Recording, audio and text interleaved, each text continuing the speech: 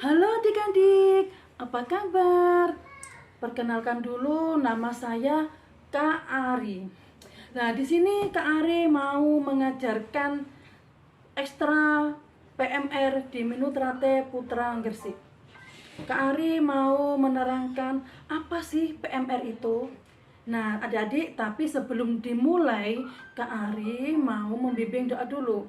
Mari kita lakukan bacaan doa terlebih dahulu agar ilmu sedikit ini manfaat dunia akhirat. Amin ya rabbal alamin.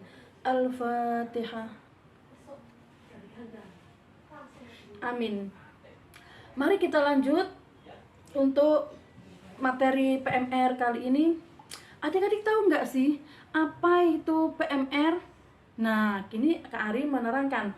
PMR adalah palang merah remaja. Palang merah remaja ini ada 3 tingkat. Tingkat 1 tingkat mula, 2 tingkat wira, 3 tingkat madya. Nah, sekarang Kak Ari mau tanya nih, adik-adik ada di tingkat mana? Ayo, siapa yang tahu? Nah, Kak Ari jelaskan lagi, PMR di tingkat SD atau MI seperti adik-adik ini berada di tingkat mula. Tingkat PMR tingkat mula itu jenjangnya di SD atau MI. Kalau wira madya itu SMP atau SMA, itu kakak-kakak PMR yang di atasnya adik-adik.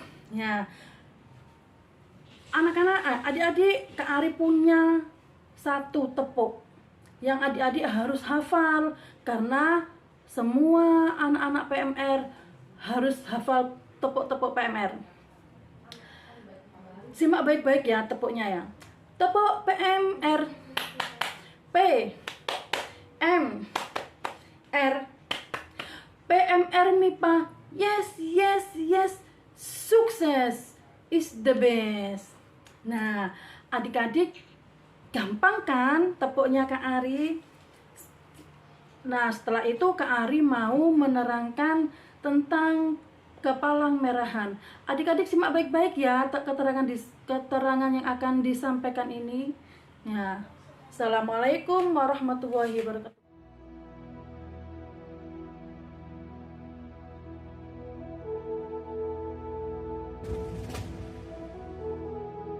Pada 24 Juni 1859, di kota Solferino, Italia, terjadi pertempuran antara tentara Perancis dan Austria. Perang ini mengakibatkan sekitar 40.000 tentara terluka dan tewas.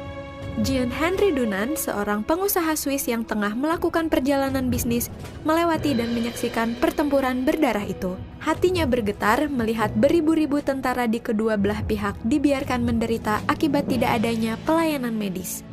Henry Dunant tergerak menolong dan mengajak penduduk setempat untuk membantunya merawat para korban tanpa membeda-bedakan mereka. Kemudian mencatat pesan-pesan terakhir mereka untuk disampaikan kepada keluarganya.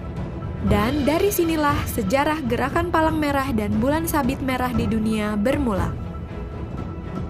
Sekembalinya ke Swiss, pengalamannya di Solferino sangat membekas di hatinya. Maka pada 1862, Dunant menulis buku A Memory of Solferino yang berisi 2 gagasan, yakni perlunya membentuk organisasi sukarelawan yang disiapkan pada masa damai untuk menolong para prajurit yang terluka di medan perang, dan perlunya suatu perjanjian internasional untuk memberi pengakuan dan perlindungan kepada para sukarelawan pada waktu bertugas dan kepada para prajurit yang terluka di medan perang. Kedua gagasan tersebut diwujudkan dengan Gerakan Palang Merah dan Bulan Sabit Merah Internasional dan Hukum Humaniter Internasional atau HHI. Gerakan Palang Merah dan Bulan Sabit Merah Internasional terdiri dari 3 komponen. Pertama, Komite Internasional Palang Merah atau ICRC yang didirikan pada 1863 sebagai organisasi kemanusiaan yang netral, tidak memihak dan mandiri. ICRC bertugas memberi bantuan dan melindungi kehidupan dan martabat para korban perang atau konflik bersenjata, serta mempromosikan dan mengembangkan hukum humaniter internasional.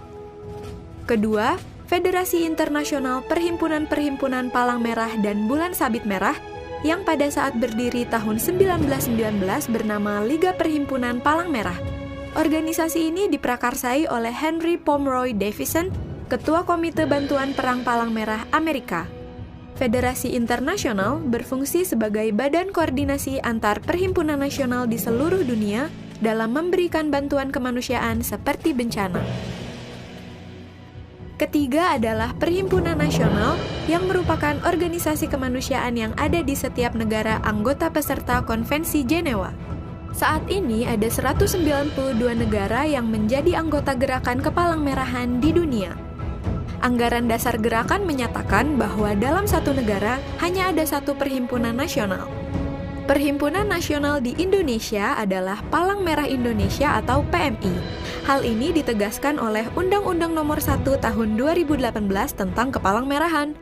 PMI bertugas menyelenggarakan kegiatan kepalang merahan berupa pelayanan dan bantuan kemanusiaan pada saat konflik bersenjata, bencana, sosial kesehatan, pengelolaan darah, dan melakukan pembinaan relawan. PMI beserta komponen gerakan bersama-sama menyebarluaskan nilai-nilai kemanusiaan di masyarakat.